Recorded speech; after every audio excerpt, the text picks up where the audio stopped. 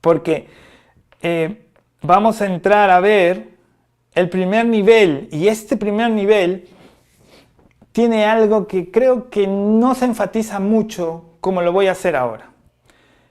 Y es el espíritu de la profecía, Apocalipsis 19:10. Este es el primer nivel. Vamos a entender esto, porque acá hay algo tremendo y poderoso. Y esta es la razón por la que te vengo diciendo, no puedes estar únicamente inmerso en un ambiente evangélico dominical. Tienes que salir. ¿Por qué? Vamos a ver. Apocalipsis capítulo 19, versículo 10 dice: entonces caí a sus pies para adorarle y me dijo: no hagas eso, yo soy consiervo tuyo y de tus hermanos que poseen el testimonio de Jesús. Adora a Dios, pues el testimonio de Jesús es el espíritu de la profecía. Vamos a entender. Estamos llamados al ministerio profético. Hay que entender qué es el espíritu de la profecía. Y este pasaje nos da un conocimiento interesante, algo profundo. Dice este pasaje que el espíritu de la profecía es el testimonio de Jesús. ¿Y qué es el testimonio de Jesús? ¿Qué es no sé, eso que los corredores se pasan? ¿Qué es el testimonio de Jesús? Y luego nos da otro dato y dice: tus hermanos poseen el testimonio de Jesús. O sea, la iglesia posee el testimonio de Jesús. O sea, los creyentes poseen el testimonio de Jesús. Y ese testimonio de Jesús es el Espíritu Santo. Entonces, ¿qué es el testimonio de Jesús? Vamos a ver qué es el testimonio de Jesús, porque del testimonio de Jesús depende el espíritu de la profecía. Es más, el espíritu de la profecía está siendo definido en base al testimonio de Jesús. O sea, no existe una definición para el espíritu de profecía sin o separada del testimonio de Jesús. Y no se ha estado enfatizando el testimonio de Jesús. ¿Cuál es? ¿Qué es el testimonio de Jesús? Entonces vamos a comenzar por la primera parte del Apocalipsis 19:10, que dice que el testimonio de Jesús lo poseen tus hermanos, le dicen a Juan. O sea, los creyentes. Vamos a ver. Yo veo en la Escritura 4 aspectos que nos van a clarificar qué es el testimonio de Jesús. Entonces, quiero comenzar por el primero. O más bien comienzo definiendo qué es el testimonio. El testimonio es una declaración, puede ser escrita o verbal, que da fe de que algo es verdadero, de que algo es cierto, de que un hecho aconteció o de que alguien dejó algo para otra persona. Y este documento o esta persona que está dando el testimonio está corroborando que es así. Entonces, eso es testimonio, un documento o una expresión oral que ratifica y da fe que algo es verdadero. Entonces, ¿qué cosas son los elementos que nos dicen a nosotros en las Escrituras que Cristo y lo que Él hizo es verdad? Entonces, vamos a ver algunas escrituras, varias. Entonces, lo primero acerca de lo que es Jesús es afirmar su naturaleza divina y humana. Eso es lo principal en el qué es Jesús, porque el testimonio de Jesús es básicamente qué es Él y qué es lo que Él ha hecho, qué es todo lo que concierne a Él, ¿sí? Y lo hace verdadero. Entonces, Juan 5:58 dice: Jesús le dijo, de cierto os digo, antes que Abraham fuese, yo soy. Él está dando testimonio de que, estando en una condición humana de carne y hueso, era humano porque lo veían, comía y se cansaba y vivía como humano, pero él dice: antes de Abraham fui yo, o yo soy. Y utiliza el término referido a Dios, o sea, que Él da a entender que Él es Dios. Ahora, Colosenses 1:14 dice: en quienes tenemos redención de su sangre, el perdón de pecados. Él es la imagen del Dios invisible, el primogénito de toda creación, porque en Él fueron creadas todas las cosas, las que hay en los cielos y las que hay en la tierra, visibles e invisibles, sean tronos, sean dominios, sean principados, sean potestades. Todo fue creado por medio de Él y para Él. La Escritura muestra que Jesús no solamente era un humano que se manifestó en la tierra, sino que Él era Dios.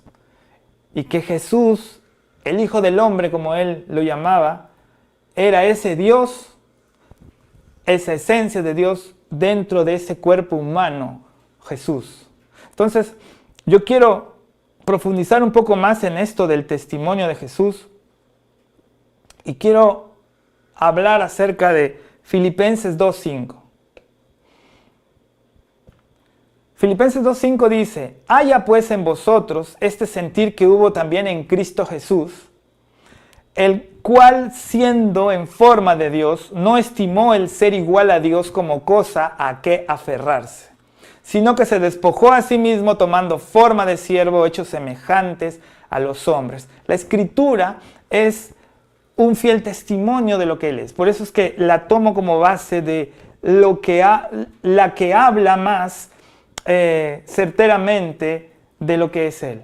Y aquí conocer lo que Él es va a enriquecer nuestro entendimiento del testimonio de Jesús. Y en este pasaje se encripta un evento muy profundo. Y es este. Dice la Biblia que Cristo tuvo el sentir, el Hijo, en la eternidad. Tuvo este sentir, que Él siendo en forma de Dios, no estimó eso, no estimó el ser igual a Dios como cosa a que aferrarse. Aquí el pasaje nos muestra una cosa, y nos dice algo, que el Hijo tenía una forma, porque dice que se despoja de esa forma. Y dice también el pasaje del versículo 6, que esa forma era igual a Dios. Él era Dios, pero la forma externa era igual a la del Dios Padre. Quiero que me siga. Dice, el cual siendo en forma de Dios. Eso habla de la silueta, la parte externa, ¿sí? No estimó el ser igual a Dios. El término igual ya implica que no solamente era la silueta igual, sino que el interior también lo era. Entonces, tenemos a Dios Hijo y a Dios Padre. Y dice que el Hijo tenía la forma, ¿sí? Y también el contenido igual que Dios, porque dice que Él era igual a Dios. Ahora, el 7 dice, sino que se despojó a sí mismo tomando forma de siervo. ¿Qué quiere decir? ¿Por qué dice se despojó a sí mismo? Porque dejó este cuerpo de Dios Hijo, lo dejó y salió de ese cuerpo espiritual de Dios Hijo y se introdujo en esta forma de siervo a la que se refiere al cuerpo de Jesús, hecho semejante a los hombres. Y estando en esa condición de hombre, se humilló a sí mismo, haciéndose obediente hasta la muerte y la muerte de cruz. Esto es algo interesante, porque este pasaje nos está hablando de Jesús, del Hijo, en la eternidad pasada, y cómo es que Él deja ese cuerpo espiritual.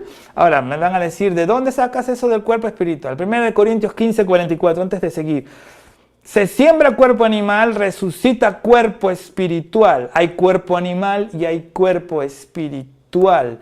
Hay cuerpos espirituales. Los espíritus no son etéreos, tienen un cuerpo espiritual que no es como este cuerpo, pero en el mundo espiritual es un cuerpo. Pablo dice que hay un cuerpo espiritual. Y aquí el pasaje de Filipenses nos está diciendo que el Hijo, Dios Hijo, tenía un cuerpo espiritual. Por eso es que sale de esa forma y toma y se introduce en la forma de hombre. ¿Se dan cuenta? Esto es entender el testimonio de Jesús. Esto es ir conociendo qué es el verdadero fundamento de los mensajes proféticos que Él nos va a dar. Esto es parte, no es todo. Entiendan esa profundidad. Por eso, miren, hasta ese momento, hasta antes de que ocurriera lo que narra Filipenses 2:5, habían seres espirituales con cuerpo espiritual y vamos a decirle contenido espiritual. Y también habían en este mundo humanos con cuerpo humano y contenido inmaterial, un alma. ¿Ok? Pero en el momento en el que ocurre lo que Filipenses 2:5 narra, se gesta una criatura nueva. No existía un ser que tenga cuerpo humano, pero por dentro tenga la esencia del Dios Altísimo. Por eso es que tú y yo somos una nueva criatura en Cristo. No es que solamente ahora ya estoy en la iglesia y soy hijo de Dios y entonces por eso soy una nueva criatura, porque he nacido de nuevo. No. Aquí está pasando algo más profundo. Aquí lo que está ocurriendo es que la esencia del Dios viviente, su espíritu, entra a morar en ti y te conviertes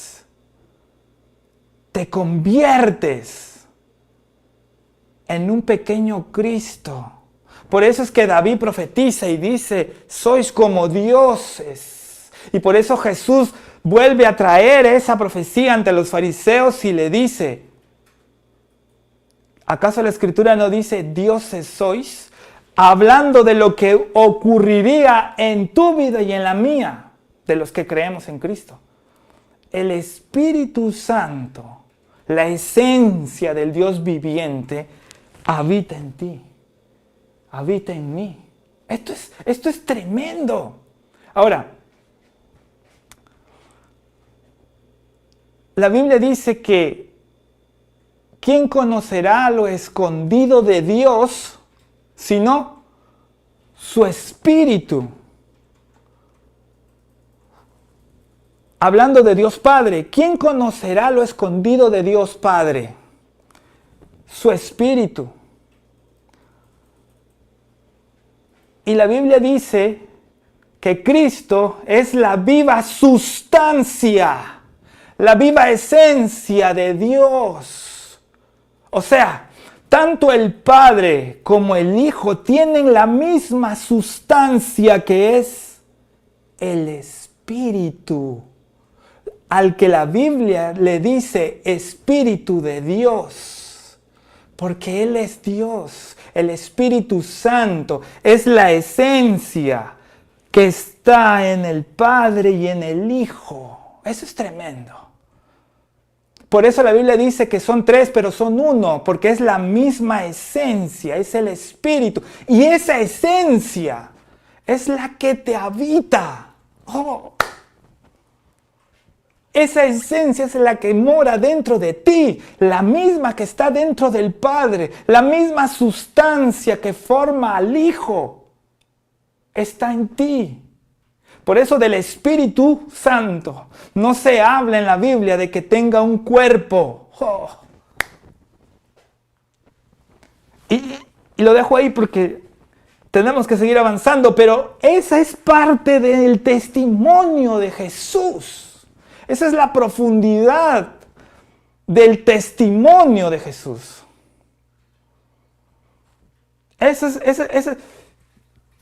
Y no puedo dejar de decir esto, pero siempre hemos tenido al Espíritu Santo como el que ejecuta la palabra del Padre y que ejecuta la palabra del Hijo. Jesús dice al Espíritu Santo que yo os enviaré. como que el Espíritu Santo es el que obedece a Jesús, como que aparentemente pareciera, y en el imaginario, me refiero al imaginario de la mayoría de evangélicos, porque yo he conversado con muchos de muchos años, tienen como que al Espíritu Santo en menos. Tienen al Espíritu Santo como el chico de los mandados de Dios, ¿no? Como el mensajero de Dios, como el que le dicen, haz esto y él va y lo hace. Hay que limpiar, hay que sanar a este y él va y lo hace. Él va, hay que ordenar la tierra, límpiame la tierra. Y como que él va y barre la tierra. Pero es que aquí hay un principio fuerte. Y es que la Escritura dice que el que en el reino, dice Jesús, en el reino, el que sirve, ese es el mayor. Tremendo, porque ese es el que conoce lo escondido del corazón de Dios Padre, y ese es la esencia y sustancia del Hijo. Él es el más grande ejemplo de que siendo Dios, ¿te imaginas eso? La potencia que en Él habita, que en Él representa, el Espíritu Santo, es el que sirve. Cuando dice que proviene del Padre, claro, porque lo habita y conoce lo que hay dentro, así como conoce lo que está en el Hijo, porque es que es Él mismo. Es Él mismo. Esto es tremendo. Y esto es parte del testimonio de Jesús. Entender esto es vital, porque entonces tienes claridad de quién es Él, de quién te llamó, a quién estás sirviendo, hijo e hija, de quién eres. Es que esto es tremendo. Sigamos, porque no tengo reloj. Así es que alguien me avise, porque cuando hablo de la palabra me voy a ir mucho y tampoco. Hay otras cosas que también hay que hacer en este mundo. Número 2, su autoridad suprema como Señor y Rey. Cristo, ahora me vuelvo a centrar en Cristo, ¿ok? Me vuelvo a centrar en Cristo. Él es Dios, desde siempre, desde la eternidad, ¿ok? No tiene inicio, aunque su cuerpo sí, pero Él no, porque es la esencia. Mateo 22, 41, 45 dice, y estando juntos los fariseos, Jesús les preguntó diciendo, ¿qué pensáis del Cristo? ¿De quién es su hijo? Le dijeron, de David. Y Jesús les dijo, pues, ¿cómo David en el Espíritu le llama Señor, diciendo, dijo el Señor a mi Señor, siéntate a mi derecha, hasta que ponga a tus enemigos por estrado de tus pies? Pues si David le llama Señor, ¿cómo es que es su hijo? De aquí quiero rescatar el hecho de que David dice que Cristo, porque ahí dice, mi Señor le dijo a mi Señor, el Padre le dijo al Hijo, siéntate a mi diestra hasta que ponga a tus enemigos por estrado de tus pies. Y este mismo pasaje Pablo lo va a reexplicar en 1 Corintios capítulo 15.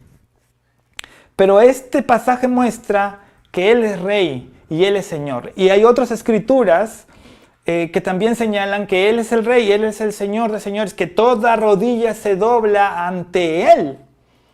¿Sí? Y entonces su nombre es sobre todo nombre. Todo espíritu y toda la creación se somete al nombre de Jesús. ¿Ok? Entonces, voy corriendo un poco. Esto es lo segundo que hay que tener en cuenta de Jesús, del testimonio de Jesús. Él es Señor, Él es Rey, Él es Señor de señores, ni siquiera un señor más. Cada varón es señor de su casa, como dice el apóstol Pablo, que las mujeres le digan como hacía Sara y le digan a sus maridos, mi señor, aunque lo digo en broma, pero es lo que dice la Escritura, y entonces el varón es señor de su casa, de repente señor de su empresa, señor del lugar en donde está, ¿sí? Pero Él, Cristo, volviéndome a centrar en Él, es el Señor de todos esos señores. ¿Ok? Entonces Él está por toda autoridad, por todo dominio, por encima de todo lo que pueda ejercer algún dominio o gobierno. Eso es algo que hay que tenerlo completamente claro. Ahora, quiero ir al otro punto. Punto 3. Su papel en la historia de la salvación. Y esto es algo también medular en el testimonio de Jesús, que cuando no entendemos su papel en la salvación, nosotros vivimos mal. Y seguro tú me estás escuchando y ahí vas a decir, no, pero es que yo sé, Jesús murió por mí y me salvó. Pero ahora vamos a ver lo que dice la Escritura. Y le vamos a entrar un poquito más allá de lo que normalmente hemos escuchado. Porque la Escritura es clara, es rica. Solo hay que detenerse en los detalles. Y dices, Isaías 53:5. Mas el herido fue por nuestras rebeliones, molido por nuestros pecados, el castigo de nuestra paz fue sobre él. Ahora mira lo que dice este texto. Que el castigo de nuestra paz fue sobre él. O sea, en un español más sencillo. A él lo castigaron para que no te castiguen a ti ni a mí. Entonces yo te hago una pregunta. ¿Dios te castiga? Te dejo reflexionar ahí. O a ver en los comentarios. ¿Dios te castiga? Acabamos de ver que el castigo de nuestra paz fue sobre él. A él lo castigaron para no castigarte a ti ni a mí. Isaías dice que el Señor dijo, como en los tiempos de Noé, juré nunca más destruir la tierra con agua, así juro hoy que nunca más te castigaré y que nunca más me enojaré contigo. Y tú dices, ¿qué? Es que mira, el papel que Cristo tuvo es que a él lo castigaron. Entonces, a ver, lo pongo un poquito más claro. Supongamos, yo pequé en algo, ¿ya? Y Dios me sentencia me sentencia por ese pecado.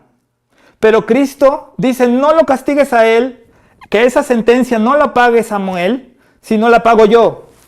Entonces, yo te pregunto, por esa falta, ¿el Padre me va a volver a sentenciar negativamente? Si ya lo sentenció a él, a Jesús. Me está siguiendo.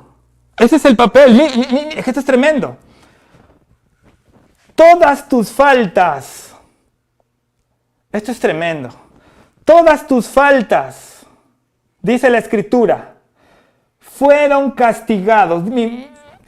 Mas herido, te lo leo mejor, mas herido fue por nuestras rebeliones, molido por nuestros pecados. O sea que no dice por los pecados que cometiste hasta antes de conocer a Jesús.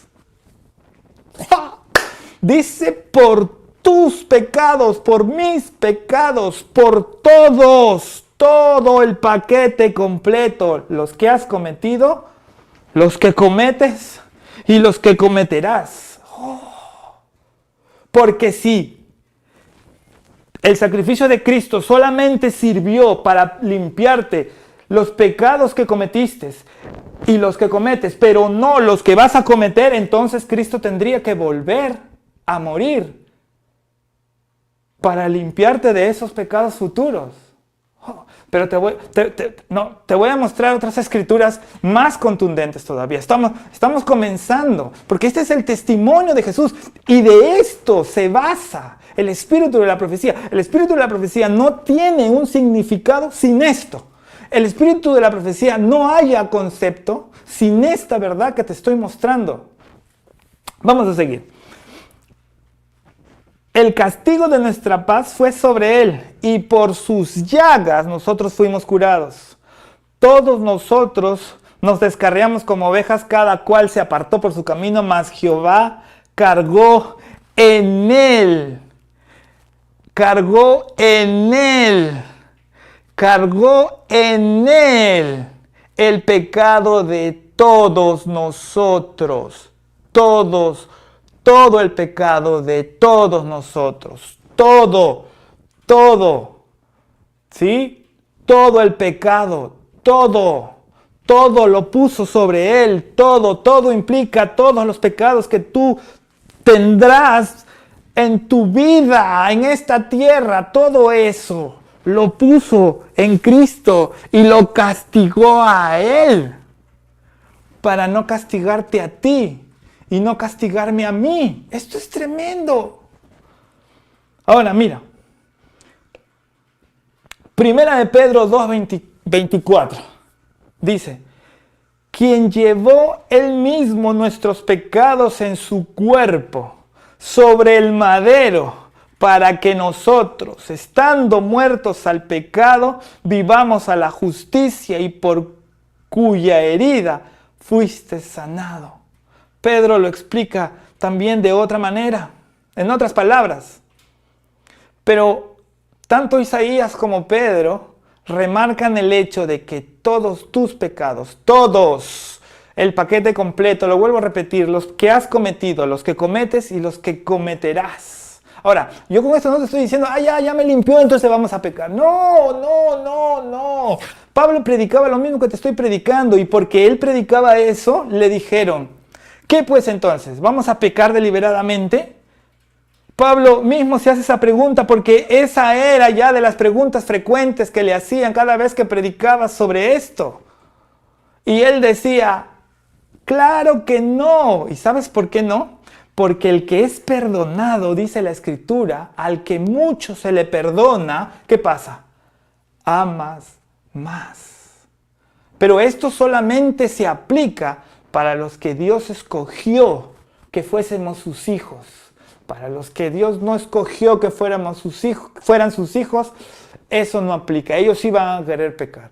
Pero tú y yo, el Espíritu, te acabo de mencionar que la misma esencia del Dios viviente mora dentro de ti y mora dentro de mí. Es más, Él dijo que el que comenzó la buena obra en ti, Él la perfeccionará. O sea, el mismo Espíritu Santo, Dios mismo, el creador de todo lo que existe, Él asumió el compromiso de tu perfeccionamiento. ¿Cómo puedes decir entonces que al saber este maravilloso perdón voy a pecar? Es más, la Escritura dice que el pecado no se enseñoreará de vosotros porque estáis bajo la gracia de Dios. ¡Oh, qué tremendo! O sea, la gracia no trae más pecado. El saber esta verdad, y lo vas a experimentar en tu vida, ahora que estás entendiendo esta verdad no va a traer más pecado en tu vida. Tú vas a empezar a notar que esta verdad lo que va a hacer es que tú cada vez seas más santo, cada vez hagas las cosas como las haría Dios. Eso es lo que va a generar en tu vida, entender esta verdad. Porque el amor de Dios es el que va a producir cambios en tu vida. Y no me quiero salir del tema, pero es que eso es parte del testimonio. Yo voy a estar grabando otros videos muy aparte de las clases en vivo que voy a estar dando de la Escuela de Profetas, porque es que es importante entender el testimonio de Jesús si verdaderamente sientes un llamado profético, porque te acabo de mostrar que el espíritu de la profecía es el testimonio de Jesús. Y si tú no sabes el testimonio de Jesús, no puedes profetizar, porque vas a tener trabas y te los voy a ir mostrando. Espero que me alcance el tiempo. Ahora, pero es que quiero detenerme en esto, porque esto es importante. El testimonio de Jesús es el espíritu de la profecía. Tú eres profeta, sientes un llamado profético, necesitas saber qué es el testimonio de Jesús, porque en eso se basa el espíritu de la profecía. ¿Te acuerdas que te mencioné que yo iba en el bus y escuché esa canción de el salmista Marc Anthony que decía, ¿qué precio tiene el cielo? Que alguien me lo diga. Y el Espíritu Santo me dijo, ¿tú sabes cuál es el precio que tiene el cielo? ¿Cuál es el precio que se pagó para que tú entraras al cielo? Y entonces, como buen cristiano, yo dije, Señor, la muerte de Jesús en la cruz del Calvario. Y el Espíritu Santo me dijo, sí, claro que sí. Pero Él hizo un sobrepago. Se necesitaba su muerte en la cruz para que haya derramamiento de sangre. Y con ese derramamiento de sangre haya perdón de pecados. Y eso era suficiente. Es suficiente. Eso es suficiente, lo remarco, para que no se me malentienda. El sacrificio de Cristo y el derramamiento de sangre en la cruz de Él, eso fue suficiente para limpiarnos de todos nuestros pecados. Y por eso la Escritura señala que por esas llagas hemos sido sanados. Y nuestros pecados han sido limpiados por esa sangre. Pero Jesús hizo un pago adicional. Él quiso hacer más. ¡Ja! Y mira lo que pasa. La Escritura muestra en el Salmo 18 algo poderoso que entendí aquella mañana rumbo a la universidad. El viaje era como que de casi una hora. Y me asombré de lo que empecé a entender porque el Espíritu Santo me empezó a explicar la Escritura. ¿Se acuerdan antes de entrar al Salmo 18, ¿se acuerdan de que el salmista dice: no dejarás que tu santo vea corrupción? ¿Se acuerdan? Haciendo referencia a que Dios no dejaría que Jesús, el cuerpo de Jesús, o que Él se pudra, porque Él era el santo, Él era el ungido, ¿no? Que no se corrompa, que no se pudra después de muerto, ¿sí? Que no conozca esa corrupción, ese deterioro, pero no solo el cuerpo físico. Porque recuerda que Él se estaba haciendo pecado. Él estaba llevando, lo acabamos de leer, y sé que lo sabes, todos nuestros pecados. Y no solamente de los que me están viendo y el mío, sino de todo el mundo. Encima de Él, en Él. Él se estaba llevando todo eso, estaba tomando esa carga. Él sabía que eso era su misión, porque Él le dijo: Padre, aquí vengo hoy a cumplir lo que en el rollo está escrito de mí, porque me has preparado un cuerpo. Bueno, lo dice al revés: me preparaste un cuerpo y vengo a cumplir lo que el rollo está escrito acerca de mí. Al fin es lo mismo. Él sabía lo que iba a hacer en la cruz. Y cuando Él está en el Getsemaní, está hablando con Pedro, Juan y Jacobo, porque los llama aparte. Y el término en el griego da a entender que Él está diciendo: estoy aterrorizado. Ahí en la Reina Valera ustedes van a decir que le dice: tengo miedo. Pero en otras traducciones dice: estoy asustado. Pero en el griego dice: estoy espantado, estoy aterrorizado. O sea, Él en ese momento estaba teniendo un cuadro de ansiedad, y es mucho más que el cuadro normal de ansiedad, porque hasta su sudor se convirtió en sangre. O sea, sudaba sangre, no que se convirtió, sudaba sangre. Y estaba ahí. ¿Por qué era esa agonía? ¿Por qué era esa agonía? Porque lo iban a matar, sí. Pero el Espíritu Santo me hizo entender que Satanás le estaba diciendo a Jesús: tú vas a llevar el pecado de todo el mundo. Tu Padre te va a abandonar en mis dominios.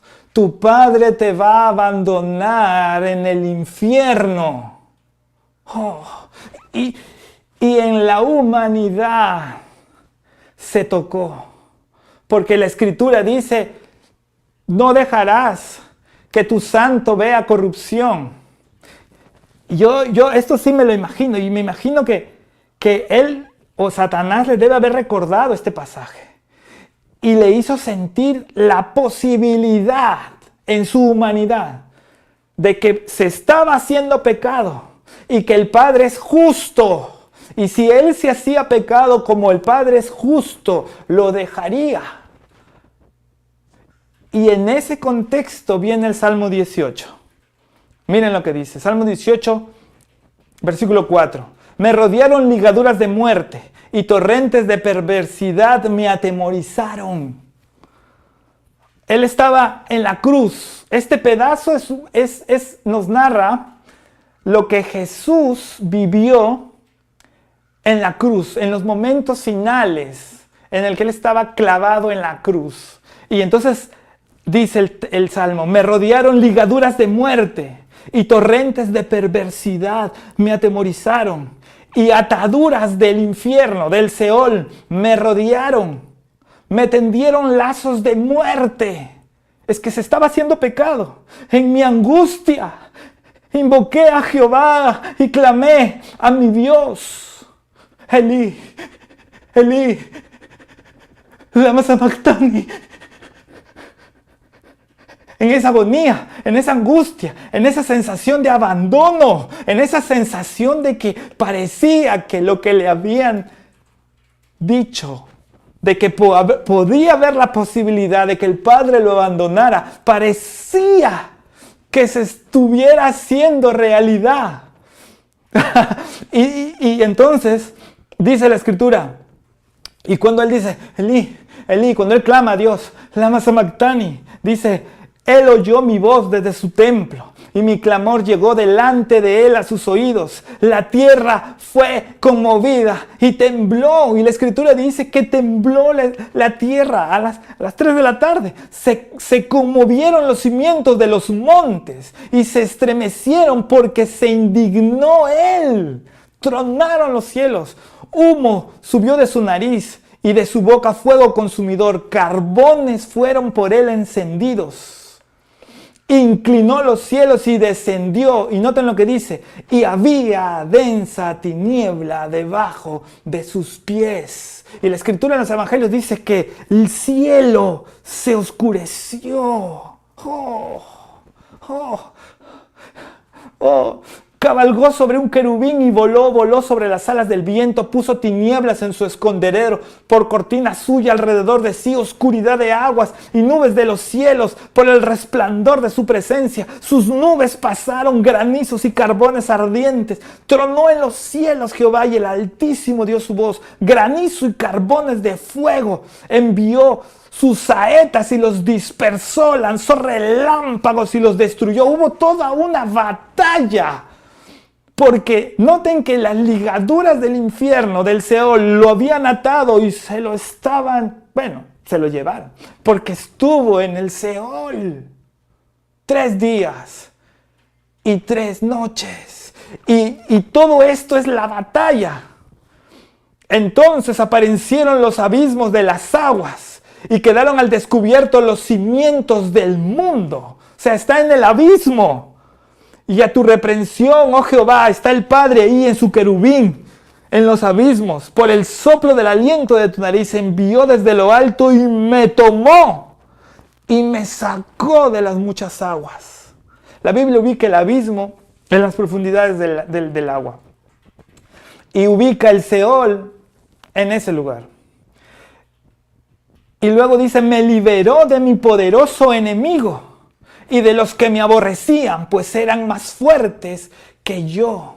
Noten que ahí dice, y me liberó de mi poderoso enemigo porque era más fuerte que yo. Cuando Jesús estaba en la cruz y descendió al infierno, Él no le predicó a nadie, porque Él estaba ahí como el cordero, porque Él era la ofrenda por el pecado. Todo cordero era quemado en un altar. Y en ese momento en el que él conversaba con él, le dije, ¿y en dónde se quemó el Cordero? ¿En dónde se quemó Cristo? Y ahí se me abrieron estas escrituras. Y pude entender que el Cordero se quemó ahí. Ese sobrepago, ese pago adicional para que se cumpla toda justicia, para que tú ni yo estemos en el infierno jamás. Para que nunca, ni siquiera por el más remoto pensamiento nos imaginemos ahí, porque Él ya estuvo ahí no solamente en la cruz, sino para que no quede ninguna duda de tu salvación y de la mía. Él estuvo en el infierno pagando el pecado. Porque ¿cuál es la paga del pecado? ¿La muerte física? No. La paga del pecado es la muerte eterna. Pero como Él era justo, no había practicado pecado, sino que Él estaba tomando nuestros pecados. Nuestro Padre es realmente justo y lo liberó. Pero cuando Él bajó, Él estaba atado, como el cordero puesto encima del altar, con las patitas y las manitos ahí, atado. Y cuando Él bajó, por eso la Escritura dice que el Padre tuvo que bajar a liberarlo, a sacarlo. Porque dice la Escritura que su enemigo en ese momento, en el que Él estaba tomando tus pecados y los míos, en ese momento su enemigo era más fuerte que Él. Pero cuando el Padre lo saca y lo pone en la tumba, y Él sale y se encuentra con María y le dice, Rabí, y Él le dice, no me toques, que aún no he subido al Padre. O sea que estaba reciencito, resucitadito. Y ahí Él asciende al Padre. Y lo que se cumple en la Escritura de Hebreos, que Él dice que se ofrece, entra al verdadero tabernáculo, no al tabernáculo que era solamente una figura, sino que entra al verdadero tabernáculo, donde habita Dios mismo y se presenta como el sacrificio por nuestros pecados. Y el Padre se agrada. Y ahí ocurre lo que leímos, que David dijo, mi Señor le dijo a mi Señor, siéntate a mi diestra. Y coronado como Rey y Señor, recién bajó a cumplir lo que dice Pedro, de que predicó a los espíritus encarcelados. Pero ahí entendí la profundidad del pago que se hizo por nuestra estadía eterna en el cielo y en su presencia. ¡Oh, qué tremendo! ¡Qué tremendo! Entender esto es entender el testimonio de Jesús a un nivel más profundo. Es entenderlo realmente. Oh, la Escritura es terriblemente asombrosa. Y continúo, porque si no, no voy a acabar. A ver, este tema, esto ya lo di, el 2, el 3, el 4. La obra redentora de Cristo lo que la obra redentora de Cristo otorgó a los que confían en Él. Ese es el cuarto punto de lo que representa y significa el testimonio de Jesús. Hemos visto lo que Él es Dios, es hombre, ¿sí? Hemos visto también su autoridad. Él es Señor de señores, Rey de reyes. Hemos visto que Él fue el pago por nuestro pecado. Él fue nuestra redención. El Padre lo envió a Él para castigarlo a Él. Y lo más interesante es que Él hizo eso. El Padre envió a Jesús para castigar a Jesús cuando tú y yo le teníamos a Dios como nuestro enemigo. Eso es tremendo. Ahora mira el cuarto es la obra redentora lo que la obra redentora de Cristo nos dio a ti y a mí. Eso es importante en el testimonio de Jesús. Entender esa verdad es importante en el testimonio de Jesús, porque te cambia la perspectiva. Vamos a ir leyendo los textos. Romanos 3:22. Dios nos hace justos a sus ojos cuando ponemos nuestra fe en Jesucristo. Esto es importante. Te lo vuelvo a leer. Dios nos hace justos a sus ojos cuando ponemos nuestra fe en Jesucristo. Y eso es verdad para todo el que cree, sea quien fuere, dice Pablo. Pues todos hemos pecado. Nadie puede alcanzar la meta gloriosa establecida por Dios por esfuerzo propio. Me devuelvo al versículo 22. Dios nos hace justos a sus ojos cuando ponemos nuestra confianza en Jesucristo. ¿A qué se refiere?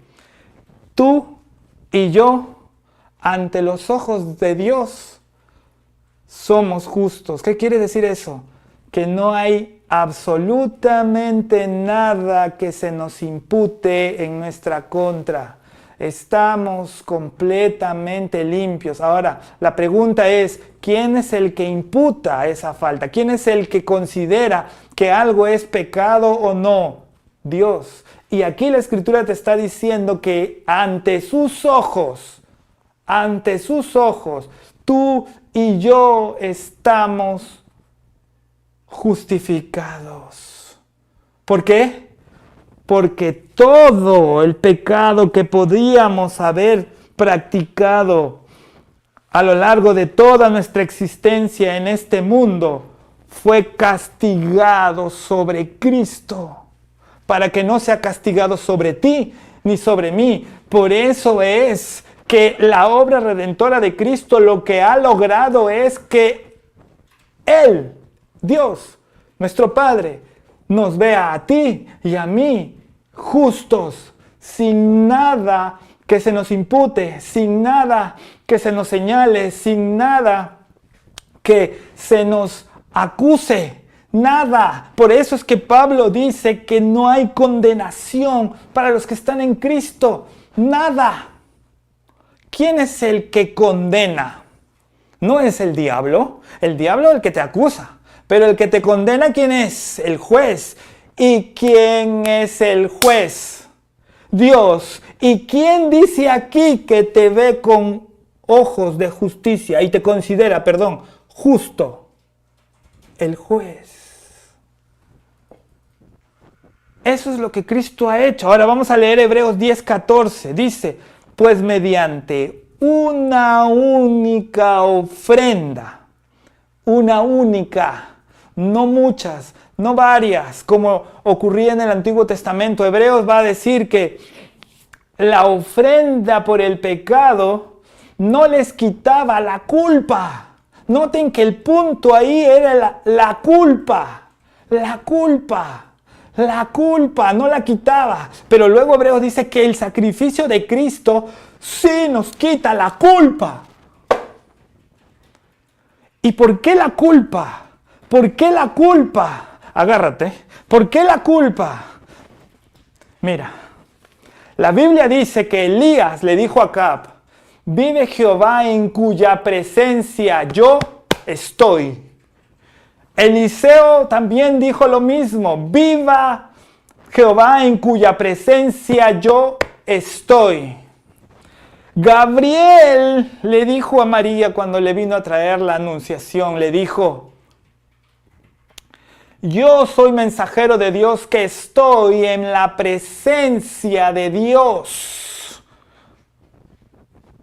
La culpa, si tú eres un mensajero de Dios, si tú eres un profeta como Elías, si tú eres un profeta como Eliseo, si tú eres un mensajero como Gabriel, la culpa no te va a dejar estar en la presencia del Señor.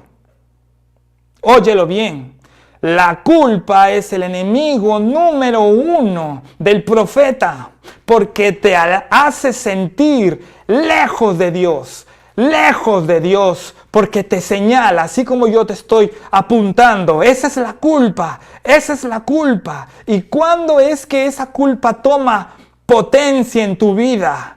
Cuando tú crees que para agradarle o para que Él se sienta complacido de ti, tú necesitas hacer algo. Cuando tú necesitas hacer algo, es como estás retrocediendo a la ley, como cuando los israelitas traían el cordero, traían la ofrenda, Tú sientes que tienes que ofrendar tu tiempo, sientes que tienes que ofrendar tu vida, sientes que es tu obligación ofrendar tu dinero. No estoy diciendo que eso no sea malo, sino que tú lo tomas como que si no haces eso, entonces Dios se desagrada de ti. Y eso te genera culpa, porque Dios se agrada de ti no por lo que tú haces. Dios se agrada de ti porque ya castigó tus pecados sobre Cristo y ha decidido amarte incondicionalmente. Por eso Pablo le llama al Evangelio, le dice el Evangelio de la gracia de Jesucristo, porque somos salvos por gracia. No mereces su favor. Gracia significa favor no merecido. No mereces nada, ni tú ni yo merecemos todo el amor que Dios nos da. No merecemos estar vivos, no merecemos tener lo que tenemos, ser lo que somos, saber lo que sabemos. No lo hemos ganado. Volvamos al texto. Romanos 3:23, pues todos hemos pecado, nadie puede alcanzar la meta gloriosa establecida por Dios, nadie puede presentarse ante Dios y agradarle por lo que haces, nadie. El 24, sin embargo, en su gracia, lo leo en un español más sencillo. Sin embargo, en su favor que no merecemos, Dios gratuitamente nos hace justos. ¿Cómo nos hace?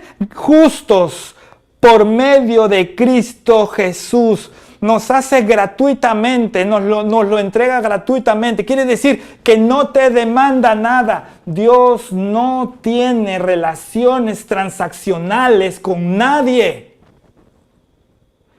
Te lo vuelvo a repetir, Dios no tiene relaciones transaccionales con nadie. La relación que establece Dios es la siguiente. Dios te dice, yo te doy todo, tú dedícate a recibir lo que yo te doy. ¿Por qué? Porque ¿cómo Dios esperaría que tú le des algo si tú no tienes nada? Tu cuerpo no es tuyo, tu vida no es tuya. Tu espíritu no es tuyo, tu alma no es tuya, lo que tú tienes no es tuyo, nada de lo que te rodea es tuyo. ¿Cómo le podrías dar algo? ¿Cómo le podríamos dar algo? Dios no quiere que le demos. Te vuelvo a repetir, éramos enemigos de Él, lo odiábamos a muerte, queríamos hacer todo lo contrario a lo que Él quiere, queríamos hacer todo lo opuesto. Pero Él dio a Jesús para castigarlo a Él y no castigarte a ti ni castigarme a mí. ¿Te das cuenta? ¿Te das cuenta de cómo comenzó nuestra historia de salvación? ¿Te das cuenta? No depende de lo que tú haces ni de lo que yo hago. Depende de que Él nos quiso amar. Él nos quiso amar. Ahora, vamos a seguir aquí otro pasaje.